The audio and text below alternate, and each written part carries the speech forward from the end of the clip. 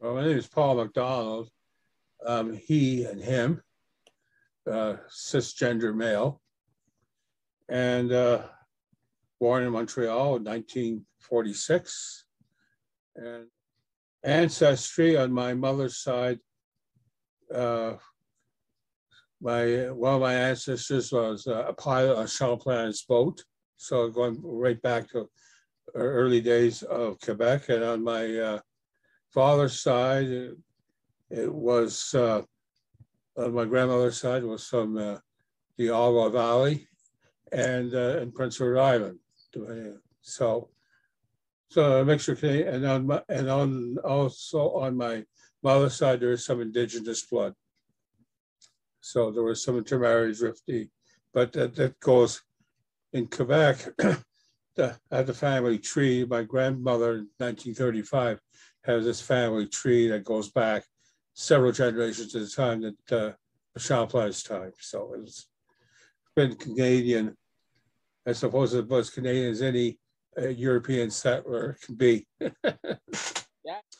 So as far as being gay, I think I knew, well, I didn't know what sex was, but I knew that I was gay in the sense of looking back, that when I was 5, 6 years old, I always sought the affection of another boy at that time. But it was nothing, I was so naive sexually, but I knew that in my focus that I've always been gay and always have been. And I've never, a lot of people of my generation had to get married. Even back in the 60s, there was a lot of social pressure about getting married, but I never did. I never dated women, and I just was that way. Unfortunately, with my family, when they found out back, actually at the time I was preparing to go to the March on Ottawa, Parliament Hill. That's when they found out. They were a bit shocked, but they got over it very quickly. And supportive.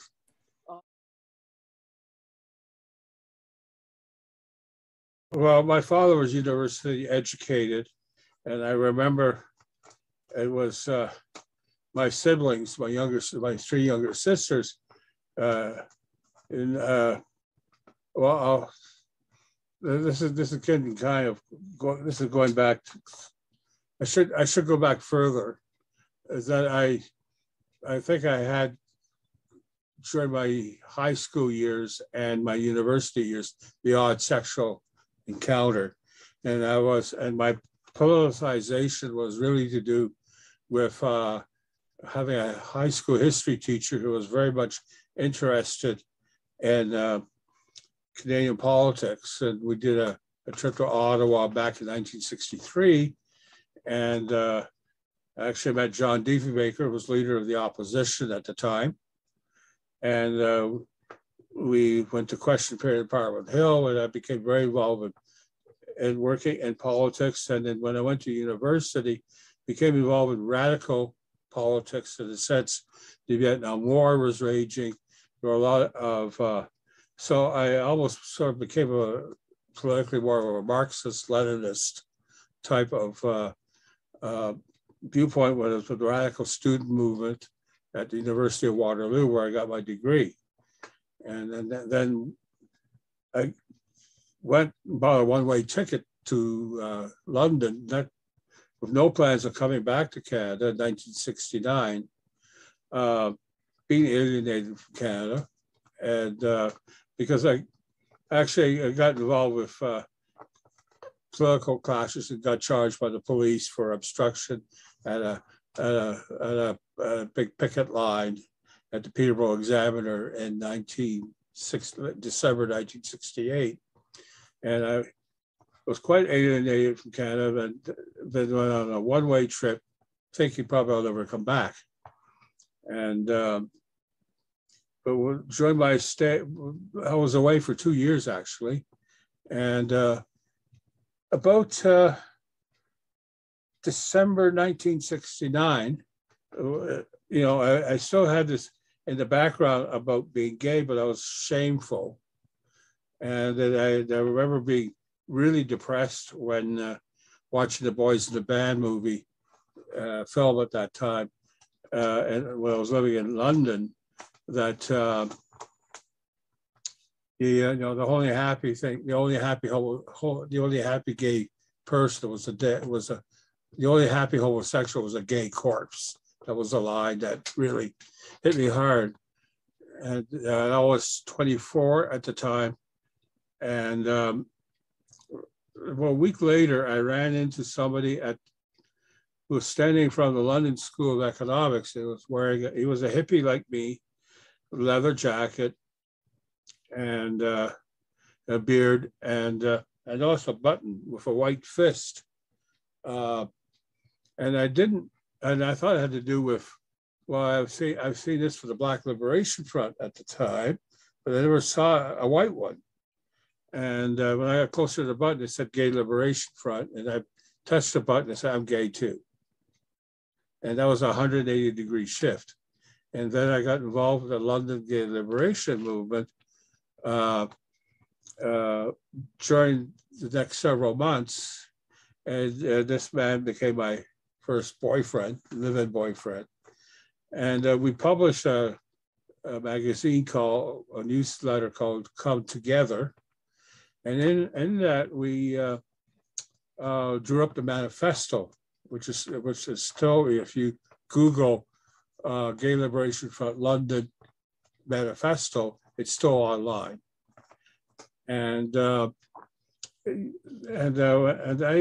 But living in England proved to be kind of I was a full-time supply high school teacher. And I found that living in England, I found the place claustrophobic, island mentality, especially when the Times and the Guardian would refer to overseas as being in France, across the English Channel, which is narrower than Lake Ontario. And so I came back to Canada, and I came back, and then in May of 1971, I came back to Canada, and I had all the gay lib material floating around.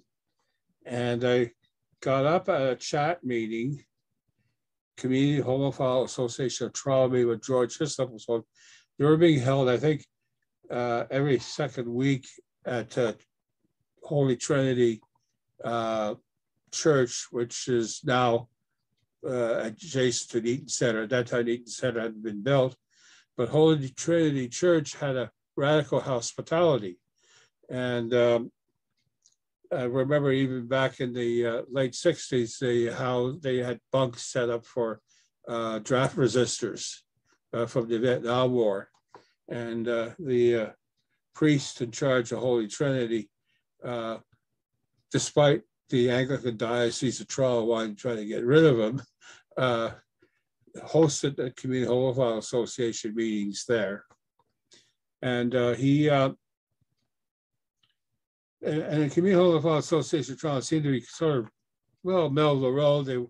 They sort of reminded me of shades of what the Mattachine Society was, which was more of a lobby group, and that's fine. I didn't have, but I got up and said, if anybody's interested in doing direct gay action, militant, radical, but not to drag this organization, but any individuals, meet me after the meeting.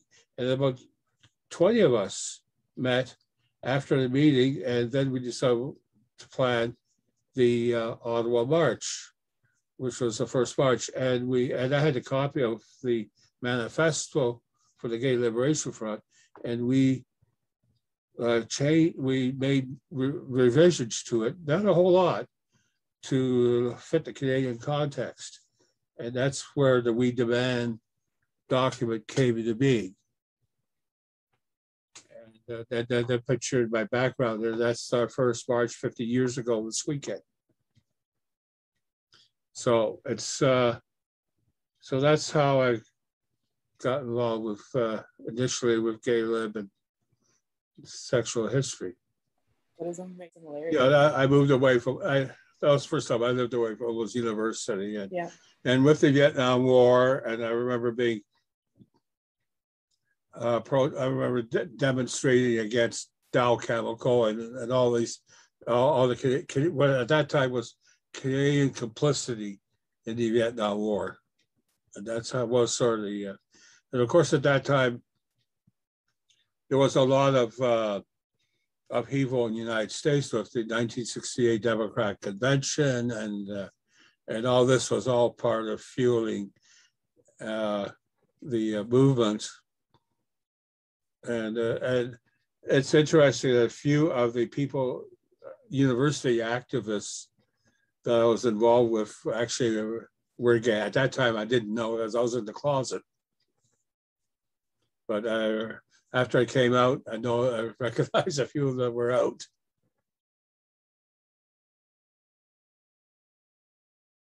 Nice. It was interesting. Then when we came back from the Ottawa March, as far as the Ottawa March was concerned, it was just, as you can see by the picture, it's a pretty wet day. And I don't think we were on Parliament Hill all that long. I think we circled around it a few times, and there were speeches on the steps eventually. And there was very little coverage. It was just not just a Toronto. We had some people from Montreal, Kitchener-Waterloo. We had also local people from Ottawa that were involved with the march.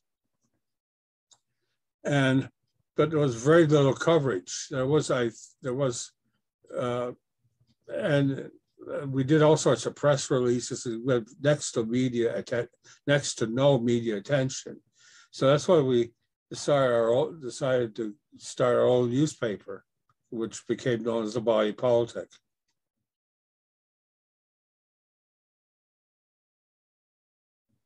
And so I was a member of the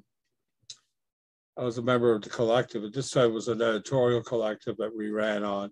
I was in charge of the community page and distribution of the paper. I remember when I went to visit London to see my old boyfriend, that I brought copies of the newspaper in bundles right through British Customs, no problem, and helped set up some bookstores that sold the paper in London. And then I remember in 1974, I brought maybe not a bundle of papers, but maybe about half a dozen papers to Cuba. And at that time, Cuba was I was just on a regular, it was my first tourist trip to Cuba. I went to Havana University with about 8 copies of the newspaper. I went to the English English language library, known as the Shakespeare Library, which was the English-speaking section of the university library, and stashed papers underneath certain magazines.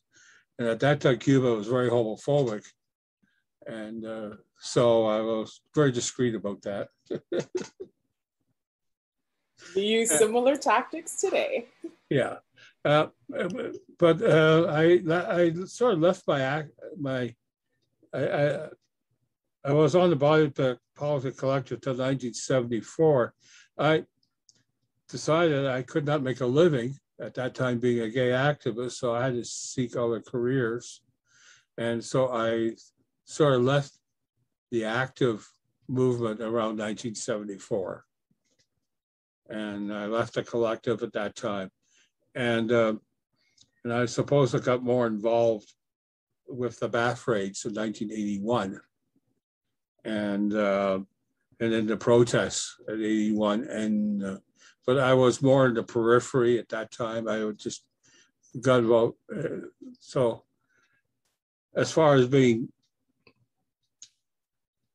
it was interesting about the Bathhouse Raids. The comment I got,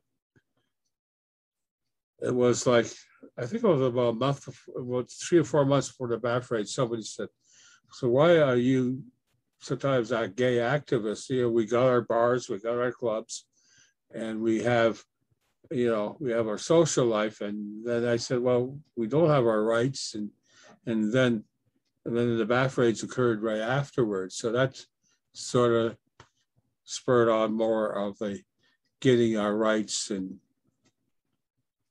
I remember that so at that time, over the years, I've been in the periphery. That's why I have not been actively involved. As let's say some people like Gerald Hannon or people who are involved in the Body Politic Collective, I was mainly involved with my own career. And when I retired, I got involved with the Senior Pride Network at the 519, and we gave some talks to not nursing homes, but to seniors residences, and talked about issues regarding transgender, being gay, because a lot of senior gay people go back into the closets when they're going into residences. And so that was probably my most recent involvement. And I get interviewed, I think when the city of Toronto police apologized for the Bathhouse Raids, I was interviewed on Radio Canada, the television network, because I can speak French. So, and I sort of coined it as the Bathhouse Raids being the Stonewall of Toronto, or Canada's Stonewall.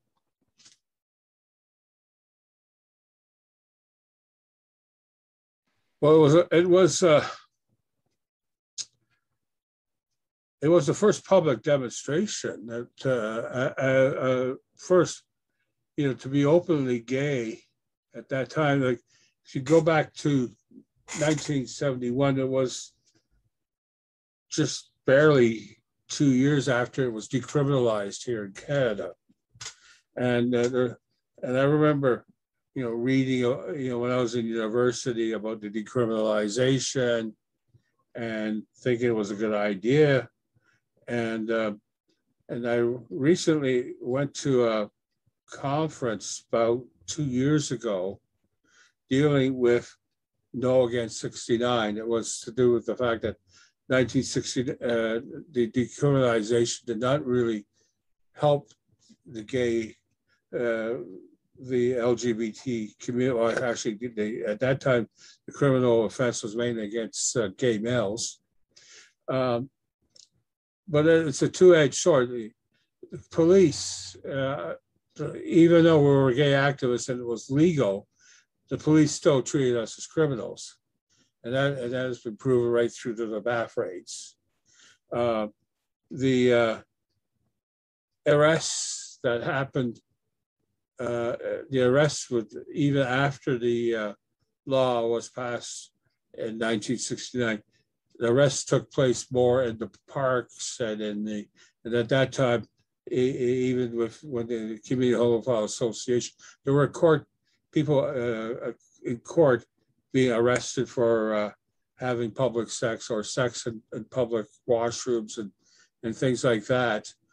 And that a lot of that had to do with cultural things, because I was a white, privileged, middle-class male, but also in Toronto, we had people who did not speak English, who did not have who were immigrants, who had cultural barriers, so that the only way that they could have some form of sexual outlet was not being able going to the gay bars or to protest, but to use the parks and to use the washrooms, and so that they could meet other people. And the police victimized those people a lot.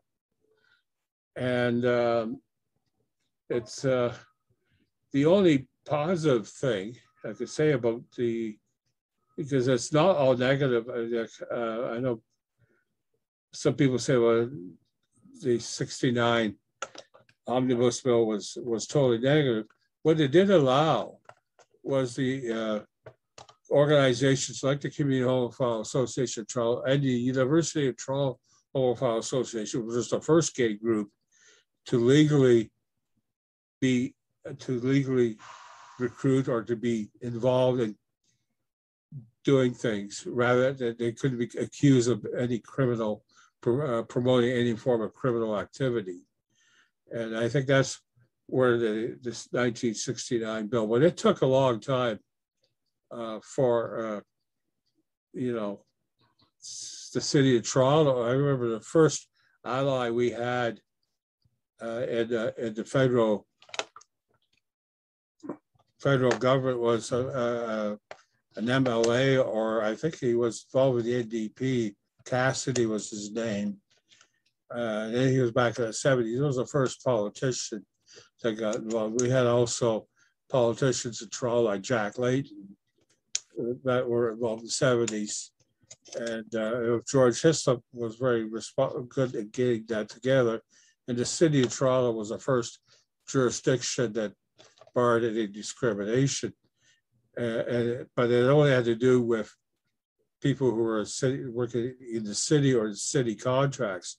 And still, there was discrimination against if you rented a place, or job discrimination if you didn't work for the city. And that took a while in Ontario to 1987, actually, when the provincial human rights took effect, then federally in 1996, when the federal. So these things took a long time. And then the charter, I remember during when the Charter of Human Rights for Canada was being established in 1982, that there was no, they said sex and gender, but there was no reference to sexual orientation at that time. So it was a long fight.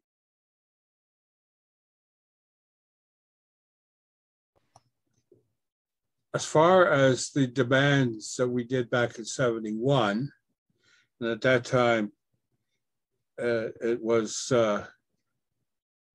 most of them have been met, but there have been issues since, not issues, but people have been alienated that we at this time we weren't even aware of, especially trans people, people of color. We were all white males. And when we were involved in, and when we were also all very middle class, and that there was not much awareness of any, the word multicultural had not even been adopted at that time in mainstream society. And so there is still and indigenous people included, where we still have to work on that, in the sense of even among gay males, there's still a lack of understanding about transgender people. It still has to be education within the gay male community, maybe the lesbian community, about transgenderism. A lot of people don't understand that. I remember I learned more about it when I was involved in the Senior Pride Network, when it was explained that what's between the ears, what's between the legs are two different things, in the sense of what you may think as a female, or that is different than your biology. And so there has to be a better awareness, not even among us, about society, but even among us. And the economic the homelessness and the suicide rate is still very high among homeless and LGBTQ people. The government, I know there's a bill that died on the papers dealing with trying to change your orientation. There was a law that there was a law that the federal government was going to pass about changing one's sexuality, and it got it died on the order paper because of the election being called. That still has to be dealt with, where there are organizations that are actively, especially religious organizations, that are actively trying to change people's orientation. And it's so I think it has to do with most of the marginalized societies, not just people, let's say in my economic background or my social white background, is things are fairly even keeled, but among other issues, and this is not just to do with sexual issues, minorities, racial marginalized societies are still being harassed, and that's to do with police profiling and high numbers of indigenous people being imprisoned on a per capita basis, and so that still has to be dealt with. To do with the inherent systemic racism that still exists with, and that's still a problem that we have to deal with. I know the younger generation is taking, especially in, well, let's put it this way, middle class society, or taking the fact that being gay or lesbian is just sort of a matter of fact now. I don't think a lot of people know what's happened. It's the same thing that's happened with younger generations that are not aware of the AIDS epidemic anymore. It's it's interesting how history, people have gone back 2 generations. Like it's been about almost two generations. No, it's barely a generation about the AIDS epidemic, and people don't even think about that at all. What's happened in the past, people take things for granted, and you can't. We're fortunate right now that we live in a time that we do have our rights and responsibilities, but there was a time when, in the gay context in Germany, where Germany had in the 1920s a fair amount of LGBT, lesbian and gay rights, and it was taken away by a fascist regime.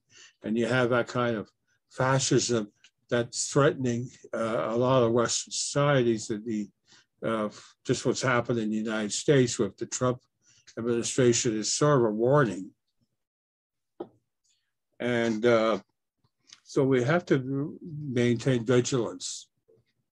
And that has to be for the younger generations. They've can't take things for granted. Can't take our rights and freedoms for granted. We weren't given them. We fought for them. They weren't going to give them to us. We realized that back in the 70s when we were involved in gay activism. And the reason why we went on Parliament Hill was they weren't going to grant us our rights. We had to demand them. And then, it fell on deaf ears. So we had to think of other ways to communicate that, so that we built alliances with the women's movement, with the student movement. And I remember at that time we had some hostility from the Black movement. There was a leftist bookshop that was run by a Black coalition, that they weren't in favor of us. This was back in the 70s, because they thought it was sort of white bourgeois decadence. And so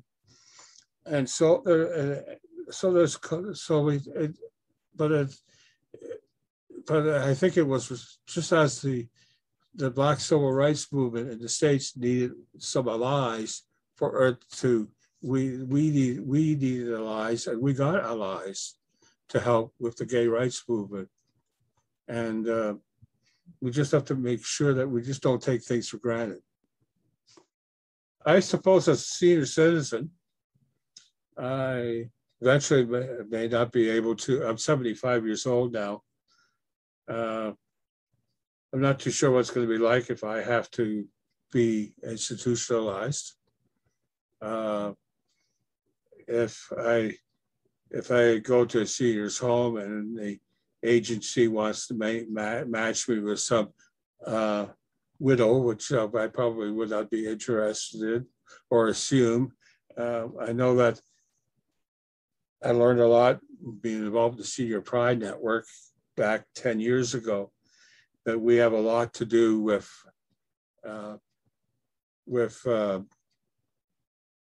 as a senior, and it's something that there's no way I intend to go back to. There's no way I'm going to go in the closet.